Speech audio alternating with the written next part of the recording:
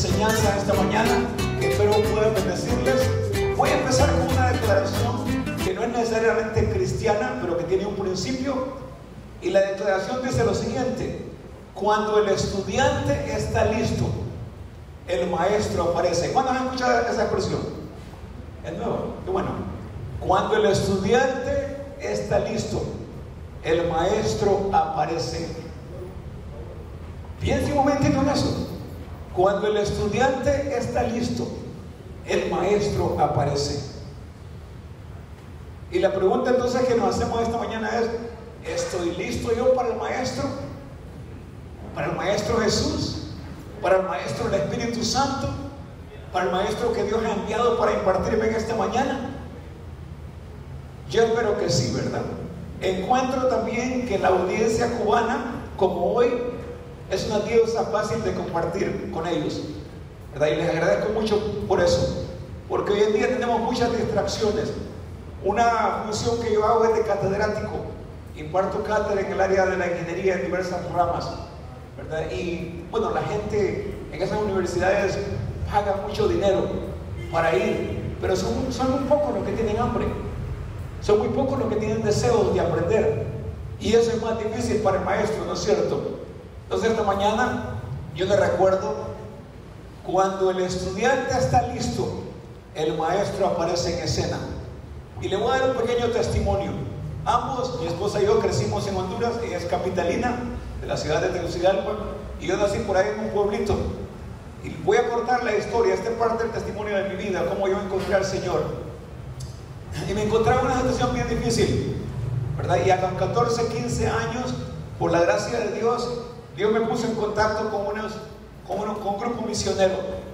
Y fui y asistí a una escuela cristiana técnica allá en las montañas de Honduras.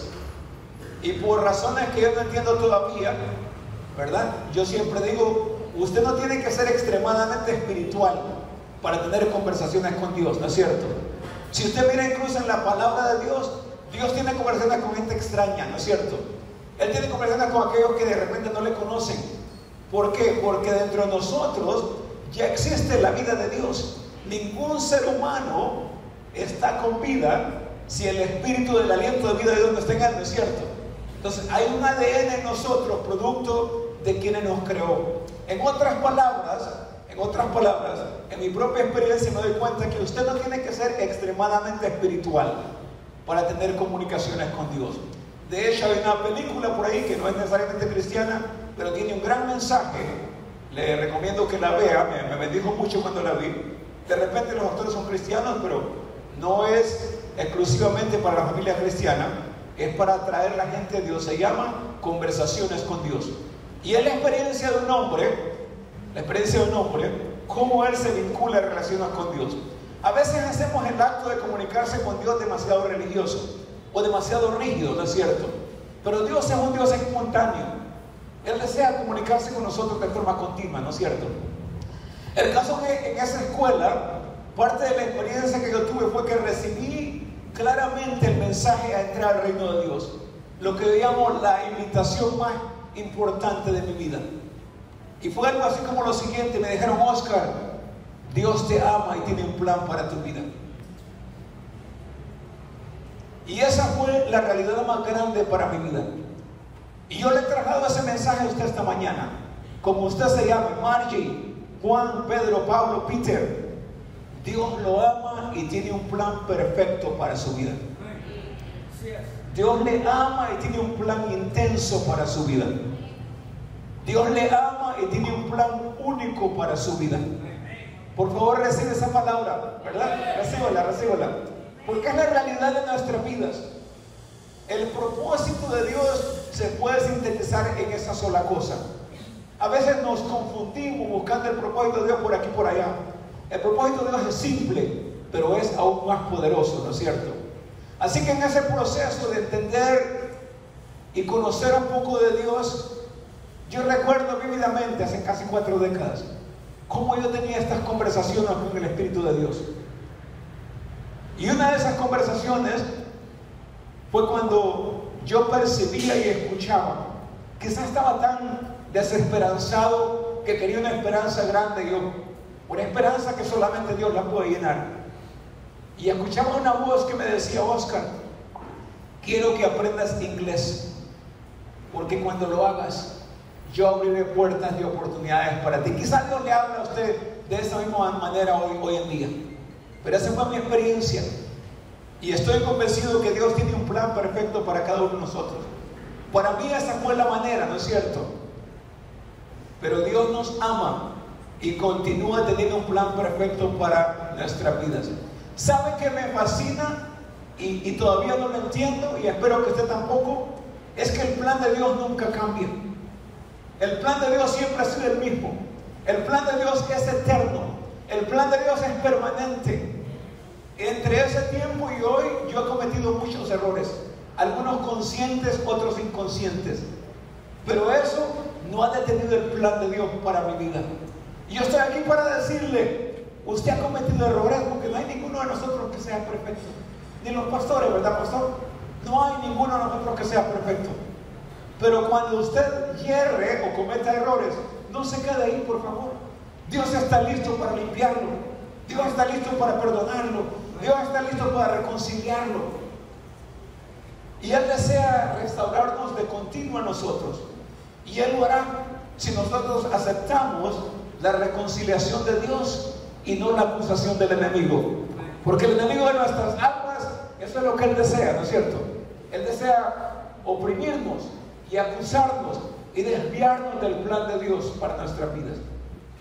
Así que Dios me habla, y al principio creí que era un pensamiento, una locura,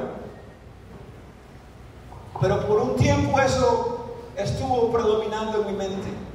Y en las palabras del doctor Miles Monroe, que de repente algunos de ustedes lo conocen, de las Bahamas, es un gran embajador de Dios, él siempre decía esto: los sueños de Dios para tu vida, escuche bien esto, y es bíblico también, los sueños de Dios para tu vida son evidentes y son reales como los pensamientos que prevalecen en tu mente. Voy a repetirlo otra vez: los sueños de Dios para su vida y para mi vida son aquellos pensamientos dominantes, positivos, que nosotros tenemos. Y esa idea, en mi propia experiencia, que me hablaba y que me decía, era el Espíritu de Dios, obviamente, que aprendiese inglés, porque Él me usaría en el futuro. Yo tuve que asimilarla. Permítale a Dios que le hable, porque Dios de continuo está queriendo comunicarse con nosotros.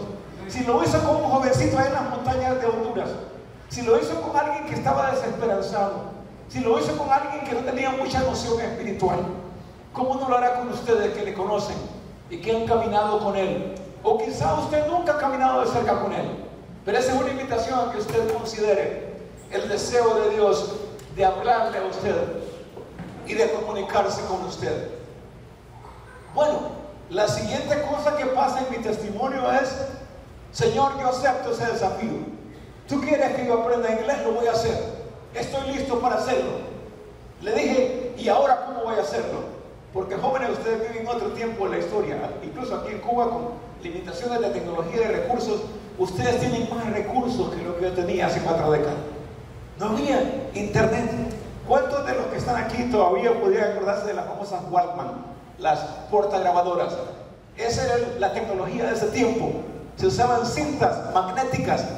Esa era la tecnología de este tiempo. No había bibliotecas, no había libros.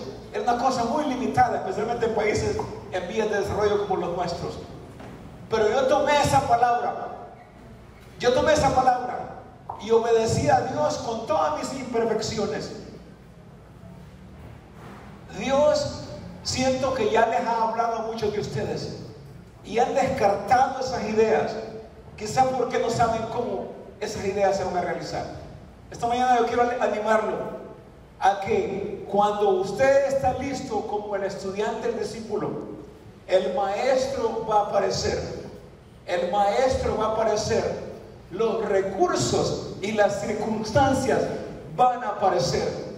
Pero usted tiene que crear una expectativa en su vida.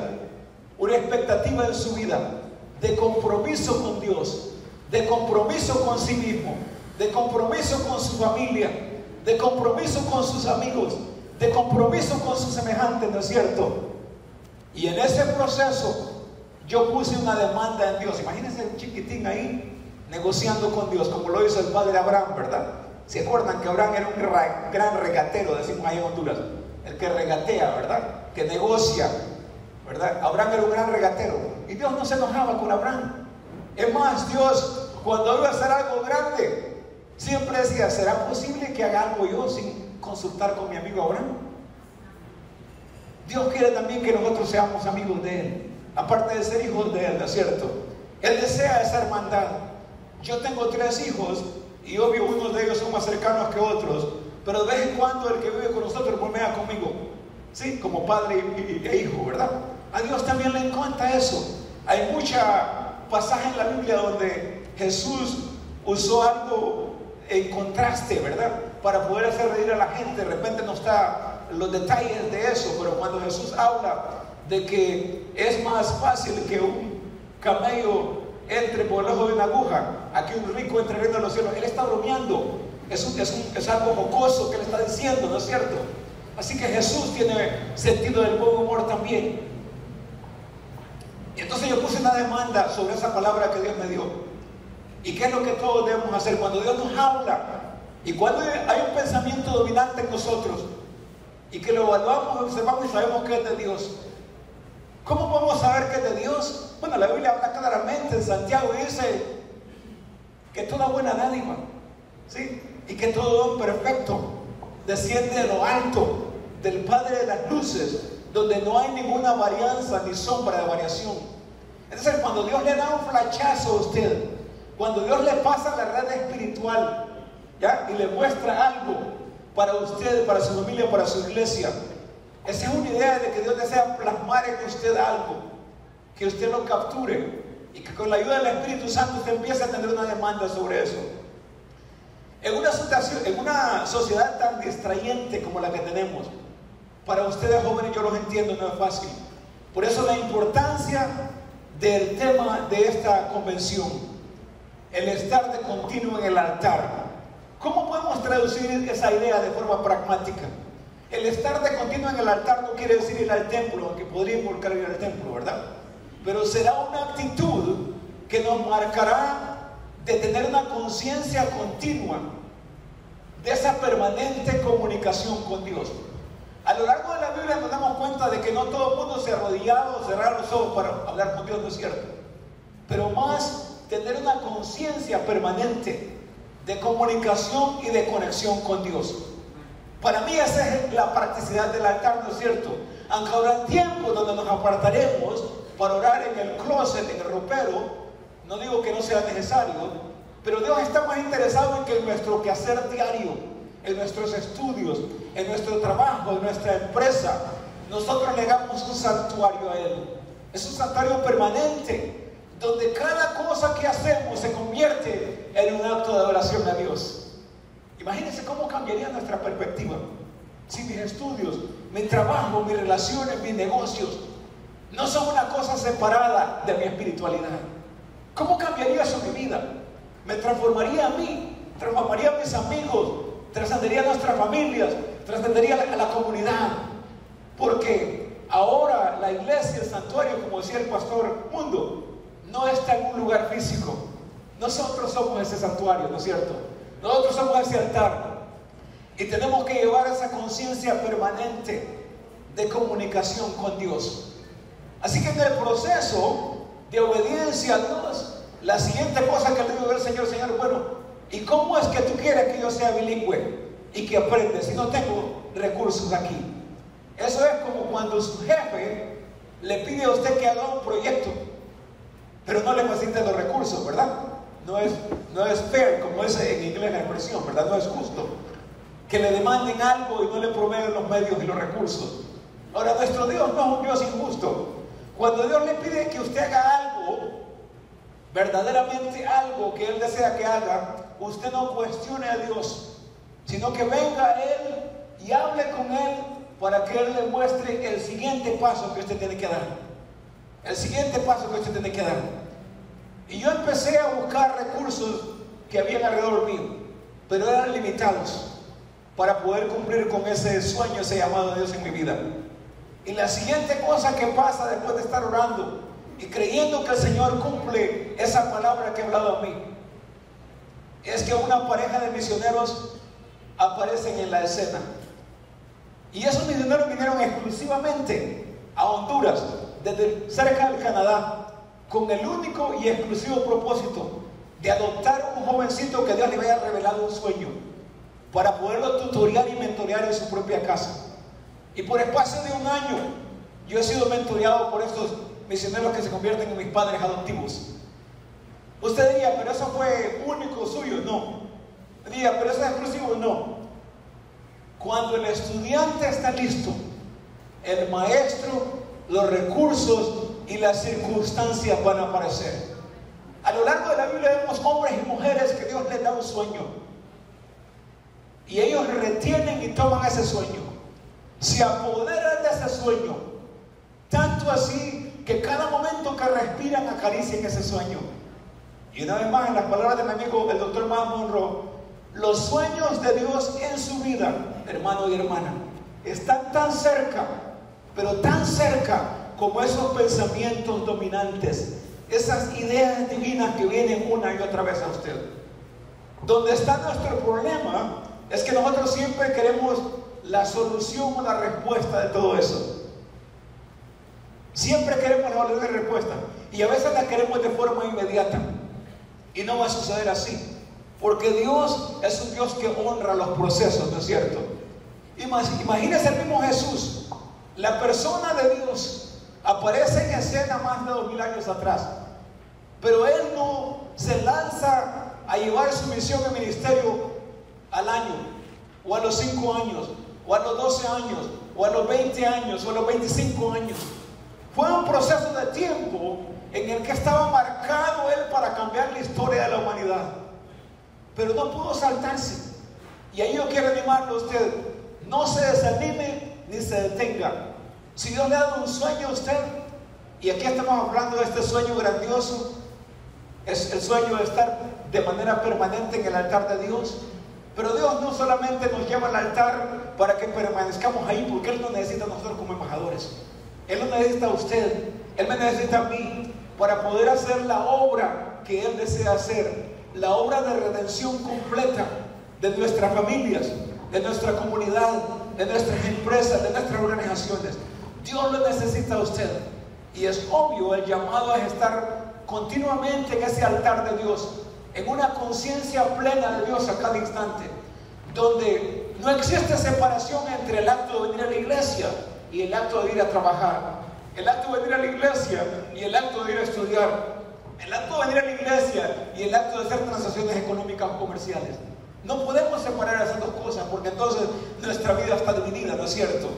Dios desea que le pongamos al altar a Él todo nuestro ser completo, todo nuestro ser completo, porque eso es lo que produce transformación en nosotros, pero también va a transformar la vida de otros. Quizá Dios esté equipando a Cuba para llevar a lugares estratégicos hombres y mujeres como Daniel, hombres y mujeres como Esther, personajes bíblicos que cambiaron la faz de la tierra por causa de tener un altar permanente en sus vidas, donde ellos estaban dispuestos a que Dios no los llevara a un santuario de oración, sino que los usara para poder transformar la sociedad de su tiempo. Yo tengo esa expectativa. Es más, es la razón por la que estamos aquí con mi esposa. Nosotros creemos que Dios está levantando en este tiempo a ustedes jóvenes, a ustedes Danieles, a ustedes Esteres, a ustedes que están aquí. Dios los desea equipar. Pero número uno, cuando el estudiante está listo, el maestro va a aparecer.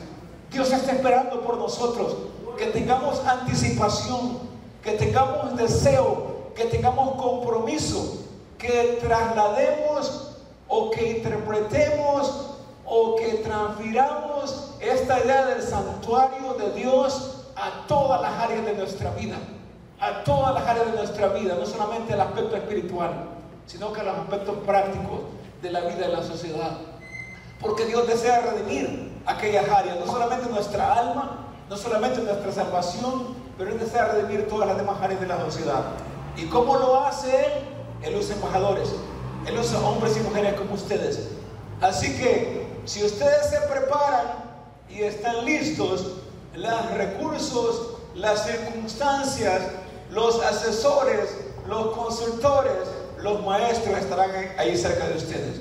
Y yo oro que esa sea la realidad de sus vidas, para que ustedes puedan crear un santuario permanente a Dios, para poder traducir toda esa energía divina en cosas trascendentales para la vida de su familia y para la vida de su sociedad y para la vida de una cultura que necesita tanto de Dios.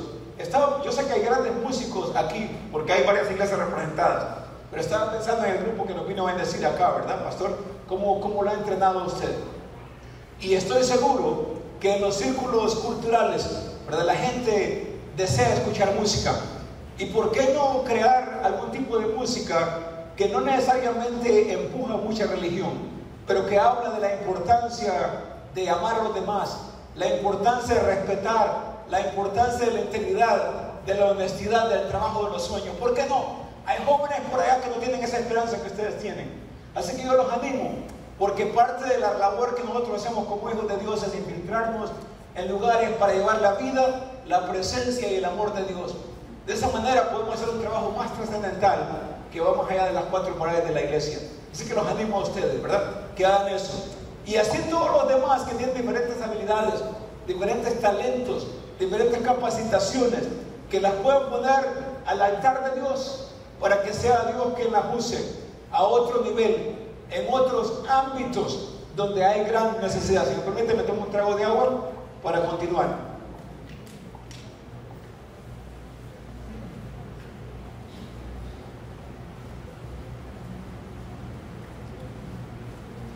Entre ese tiempo que Dios me habla y ahora, una de las habilidades o temas o prioridades en mi vida fue literalmente, a partir de ahí, tratar de entender mejor el plan de Dios para mi vida. Y por mucho tiempo yo preguntaba a los pastores o a los hermanos más maduros cuál era el plan para mi vida.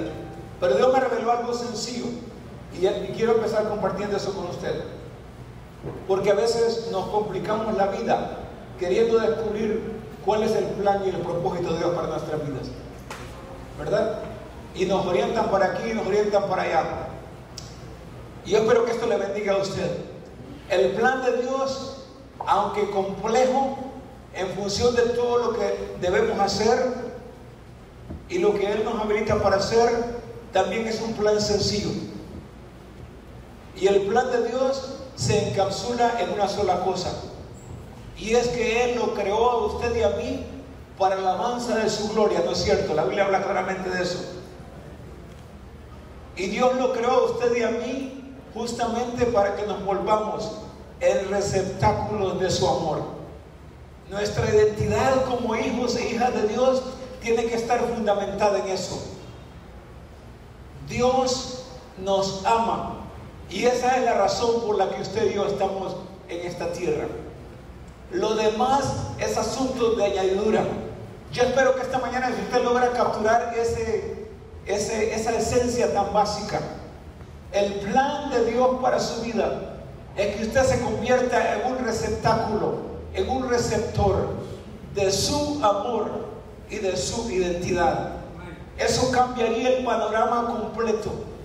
Eso le permitiría a usted no tener que competir ni consigo mismo ni con la sociedad, porque la sociedad y hasta la iglesia a veces impone muchas cargas en nosotros.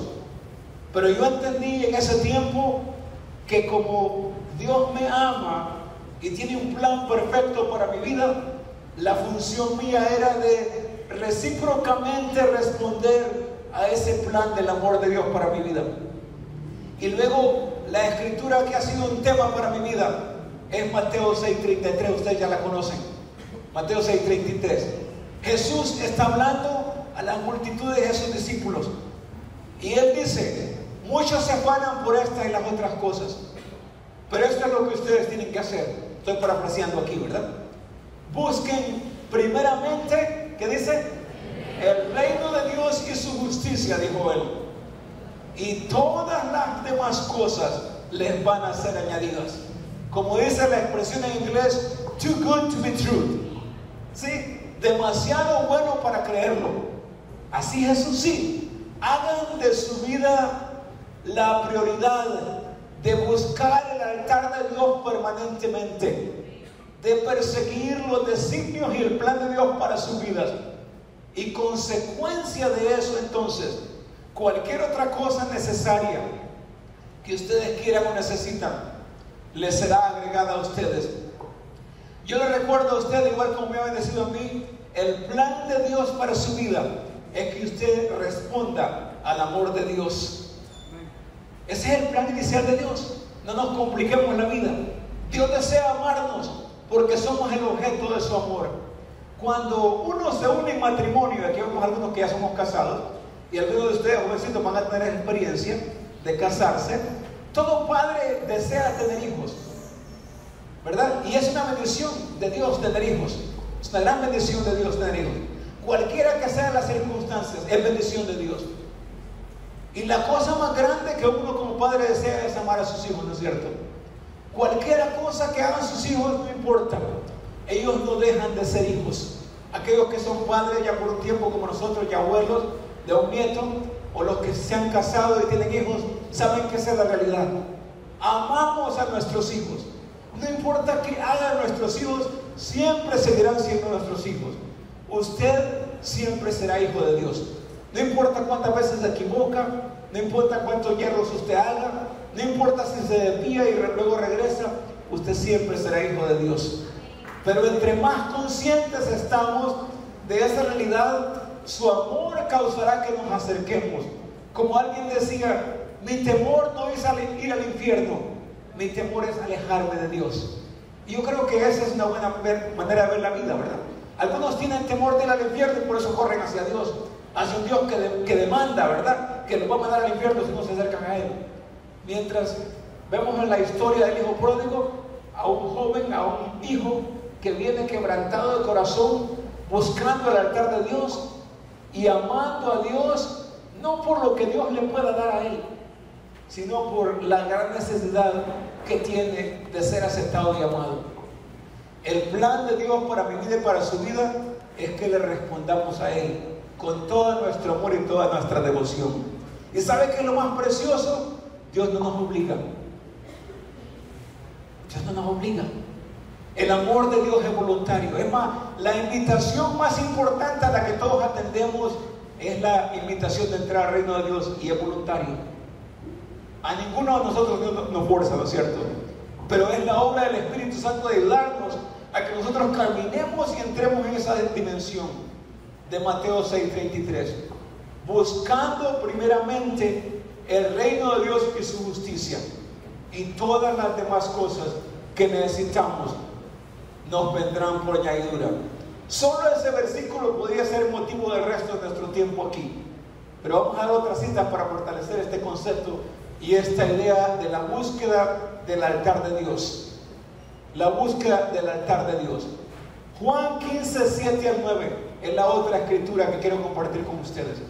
Y Jesús hablando con sus discípulos, y Él les dijo: yo soy el tronco, el árbol, y ustedes son las ramas. Para que ustedes puedan producir frutos, ustedes tienen que estar siempre asidos, atados o amarrados a la rama. Y Él dijo: apartados de mí, ustedes nada pueden hacer.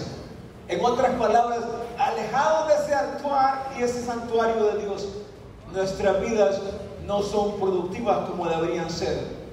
Y esto involucra una voluntad permanente de búsqueda de Dios a través de todas las posibles maneras que podamos hacerlo. Número uno, estar en contacto con Él a través de oración, a través de leer su palabra, a través de congregarnos con otros, a través de servir a otros, a través de demandar de parte de Dios de una forma correcta: Señor, ¿cuál es la cosa, aparte de amarme, que tú me has traído aquí y me has preparado? ¿Cómo puedo yo, Señor, entrar a esa siguiente dimensión de mi vida? Y es obvio, parte de lo que esto necesita es una consistencia. permanente en nuestras vidas, donde somos intencionados.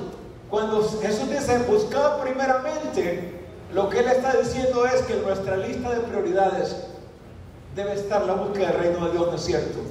Ninguna cosa puede tomar ese lugar. No es mi carrera, no son mis negocios, no son relaciones externas, es mi búsqueda permanente de Dios, continua, de tal manera que ninguna cosa me distrae. Yo sé que todos tenemos distracciones en ese sentido, por las demandas que la vida tiene.